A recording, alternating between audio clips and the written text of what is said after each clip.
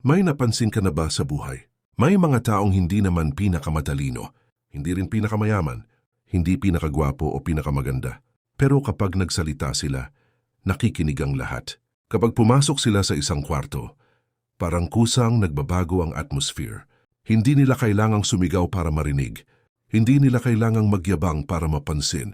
At higit sa lahat, hindi nila kailangang pilitin ang ibang tao na respetuhin sila. Samantalang may mga tao naman na halos gawin na ang lahat para mapansin. Palaging mabait, palaging available, palaging nagbibigay. Pero sa huli, sila pa ang binabastos, binabaliwala o ginagamit. Bakit ganon? Ang masakit na katotohanan, hindi nawawala ang respeto ng tao dahil lang sa malas ka. At hindi rin dahil may mali sa mukha mo, sa trabaho mo, o sa estado ng buhay mo. Kadalasan, nawawala ang respeto dahil sa mga ugaling hindi mo namamalayang ginagawa araw-araw. Mga ugaling akala mo ay kabutihan, akala mo pagiging humble, akala mo pagiging understanding. Pero sa isip ng ibang tao, iba ang mensaheng natatanggap nila. At iyon ang hindi halos itinuturo sa school. Hindi ito tinuturo ng karamihan sa mga motivational speaker. Dahil ang totoo, iba ang mundo sa realidad. Hindi sapat na mabait ka. Hindi sapat na matalino ka. Hindi sapat na may magandang intention ka. Ang respeto ay hindi basta ibinibigay. Ito ay kusang lumalabas kapag ipinapakita mong alam mo ang halaga ng sarili mo. Sa video na ito, pag-uusapan natin ang mga sikretong dahilan kung bakit unti-unting nawawala ang respeto ng tao sa isang tao. At maaring isa o dalawa sa mga ito ang ginagawa mo ngayon nang hindi mo namamalayan. Kapag naintindihan mo ito, mapapansin mong magbabago ang pakikitungo ng mga tao sa iyo. Hindi dahil nagbago sila, kundi dahil nagbago ang paraan ng pagpapakita mo ng sarili mo. Simulan natin sa unang dahilan. Unang dahilan, masyado kang available sa lahat. May kasabihan na kapag ang isang bagay ay laging nandiyan, nawawala ang halaga nito. Ganito rin ang nangyayari sa tao. Kapag alam ng lahat na anumang oras pwede ka nilang tawagan, pwede kang utusan, pwede kang hingian ng pabor. At siguradong oo ang isasagot mo. Unti-unti nilang iniisip na normal lang iyon. Hindi na iyon espesyal. Hindi na iyon pinapahalagahan. Napansin mo ba? May mga taong halos hindi mo mahagilap. Busy sila. May sarili silang mundo. Hindi sila agad nagre-reply. Pero kapag nagkaroon sila ng oras para sa iyo, pakiramdam mo mahalaga ka. Hindi dahil mayabang sila, kundi dahil ipinapakita nilang may halaga ang oras nila. Ngayon, baliktarin natin. Isipin mo ang isang tao na kahit madaling araw ay sasagot agad. Kahit may ginagawa ay iiwan lahat para sa iba. Kahit pagod na ay sasama pa rin. Kahit hindi niya gusto ay papayag pa rin. Sa umpisa sasabihin ng tao, ang bait naman niya. Pero habang tumatagal, hindi na iyon kabaitan ang nakikita nila. Nagiging expectation na iyon. At kapag minsan lang tumanggi, ikaw pa ang masama. Ganito gumagana ang psychology ng tao. Hindi dahil masama sila, kundi dahil mabilis masanay ang tao sa mga bagay na palaging libre. Kapag libre, hindi masyadong pinapahalagahan. Kapag laging available, hindi rin ganong pinapahalagahan. Isang practical na halimbawa, may dalawa kang kaibigan. Si Mark at si Carlo. Si Mark, anumang oras pwede mong tawagan. Kapag may problema ka, nandyan agad. Kapag kailangan mo ng tulong, siya agad ang unang darating. Samantalang si Carlo hindi laging available. May trabaho, may sariling priorities. Kapag nag-message ka, minsan ilang oras bago sumagot. Pero kapag nagsabing tutulungan ka niya, sigurado kang tutuparin niya. Pagkalipas ng ilang buwan, sino kaya ang mas nirerespeto ng karamihan? Nakakalungkot isipin, pero madalas si Carlo. Hindi dahil mas mabait siya, kundi dahil malinaw niyang ipinapakita na may halaga ang oras niya. Ito ang bagay na maraming tao ang hindi naiintindihan. Kapag hindi mo pinapahalagahan ang sarili mong oras, bakit aasahan mong pahahalagahan yon ng ibang tao? May isa pang sitwasyon. Sa opisina, may empleyadong palaging sumasalo ng trabaho ng iba. Kapag may absent, siya. Kapag may overtime, siya. Kapag may gustong mag-leave, siya ang sasalo. Sa umpisa, papuri ang matatanggap niya. Ang sipag mo. Ikaw talaga ang maaasahan. Pero paglipas ng panahon, hindi na yun papuri. Nagiging obligasyon na. Kapag tumanggi siya, biglang sasabihin, bakit parang nagbago ka?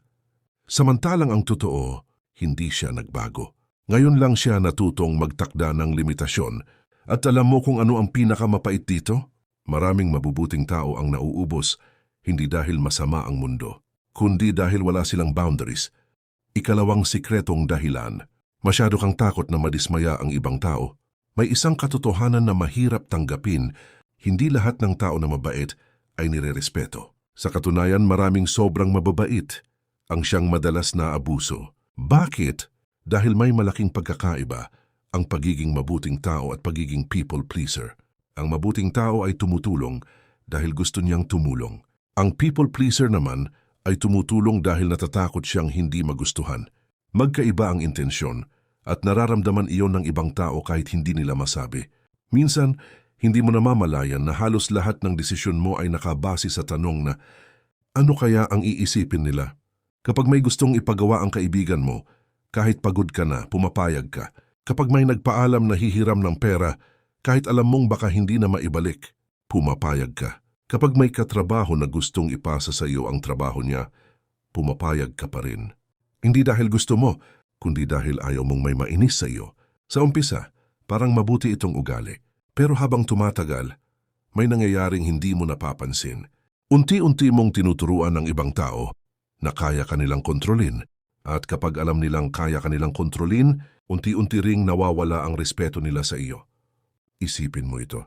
Kung alam mong isang tao ay hindi kailanman tatanggi kahit anong hilingin mo, hindi ba't mas madali mo siyang uutusan? Hindi mo man sadya, pero natural iyon sa maraming tao. Hindi dahil masama sila, kundi dahil sinusubukan ng tao kung hanggang saan ang limitasyon ng isang tao. At kapag nakita nilang wala kang limitasyon, sila mismo ang magtatakda ng limitasyon para sa iyo. Ito ang dahilan kung bakit napakahalaga ng salitang hindi. Maraming tao ang nahihirapang bigkasin ang salitang iyon. Para bang kasalanan ang tumanggi. Pero isipin mo ito, kung bawat oo mo ay kapalit ng sarili mong kapayapaan, sulit ba talaga? Practical example. Isipin natin si Alex. Tahimik siya, masipag, laging handang tumulong. Kapag may deadline ang team, siya ang unang nagvo-volunteer. Kapag may kailangang mag-overtime, siya ulit. Kapag may gustong magpalit ng schedule, siya pa rin. Noong una, tuwang-tuwa ang mga katrabaho niya. Palagi siyang pinupuri. Ang bait talaga ni Alex. Napakasarap niyang kasama. Pero makalipas ang ilang buwan, may napansin siyang kakaiba. Kapag may mahirap na task, automatic sa kanya ibinibigay. Kapag may ayaw gumawa ng report, sa kanya ulit. Kapag may kailangang mag-adjust, si Alex na naman. At ang pinakamasakit, kapag minsan lang siyang tumanggi dahil pagod na siya, biglang may magsasabing, ang damot mo naman. Nagbago ka na. Porke busy ka na. Napansin mo? Isang beses lang siyang tumanggi, pero parang nakalimutan na ng lahat. Ang daan-daang beses na tumulong siya. Ganito minsan ang mundo, hindi nito binibilang ang lahat ng sakripisyo mo. Mas napapansin nito ang isang pagkakataong hindi mo na ibigay ang gusto nila. At kung ang halaga mo ay nakabase lang sa pagiging available. Ikatlong sikretong dahilan, hindi tugma ang mga salita mo sa mga ginagawa mo. May kasabihan na ang tiwala ay binubuo sa maliliit na bagay. Ganito rin ang respeto. Hindi ito nawawala dahil sa isang malaking pagkakamali lang. Mas madalas, unti-unti itong nababawasan sa bawat pangakong hindi natutupad, sa bawat salitang hindi sinasabayan ng aksyon, at sa bawat pagkakataong iba ang sinasabi mo, pero iba ang ginagawa mo. Ito ang isa sa mga pinakamalaking pagkakamali na hindi napapansin ng maraming tao. Akala nila sapat ng maganda ang intensyon. Akala nila sapat ng sabihin ang mga tamang salita. Pero sa totoong mundo, hindi ka hinuhusgahan ng tao batay sa sinasabi mo. Hinuhusgahan ka nila batay sa paulit-ulit mong ginagawa. Isipin mo ito. May kaibigan kang palaging nagsasabi, "Pre, next week magkita tayo. Pre, tutulungan kita. Pre, babayaran kita sa Friday." Sa unang beses, maniniwala ka. Sa pangalawa, bibigyan mo pa rin siya ng pagkakataon. Pero kapag umabot na sa ika-10 beses, at pareho pa rin ang nangyayari, ano ang mararamdaman mo? Hindi ka na magagalit. Mas delikado roon, hindi ka na lang maniniwala. At kapag nawalan ka na ng paniniwala sa salita ng isang tao, unti-unti ring nawawala ang respeto mo sa kanya. Bakit mahalaga ang consistency? May isang bagay na natural na hinahanap ng tao, at iyon ay consistency.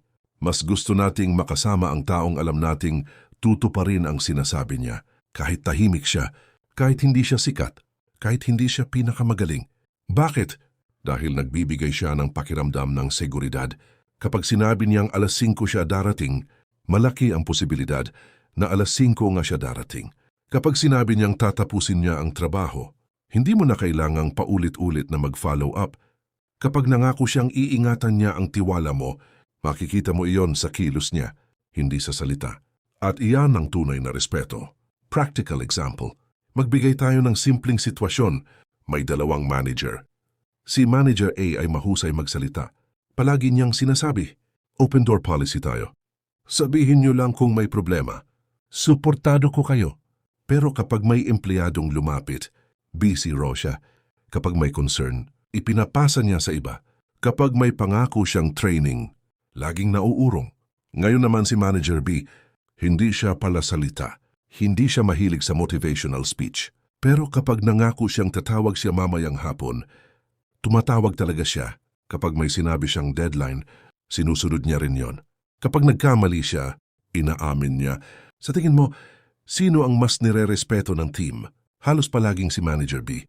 Hindi dahil mas magaling siyang magsalita, kundi dahil nagtitiwala ang tao sa consistency niya. Ang maliit na kasinungalingan, maraming tao ang iniisip na wala namang masama kung maliit na kasinungalingan lang.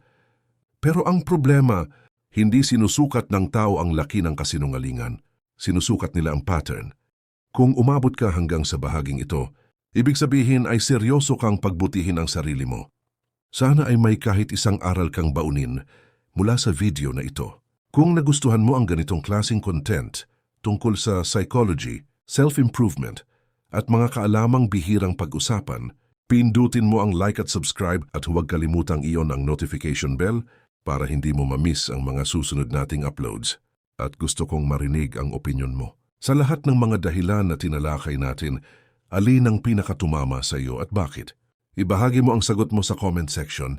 Baka ang karanasan mo ang maging inspirasyon o aral para sa ibang makakabasa. Maraming salamat sa panunood. Hanggang sa susunod nating paglalakbay sa mga kaalamang hindi itinuturo sa karamihan.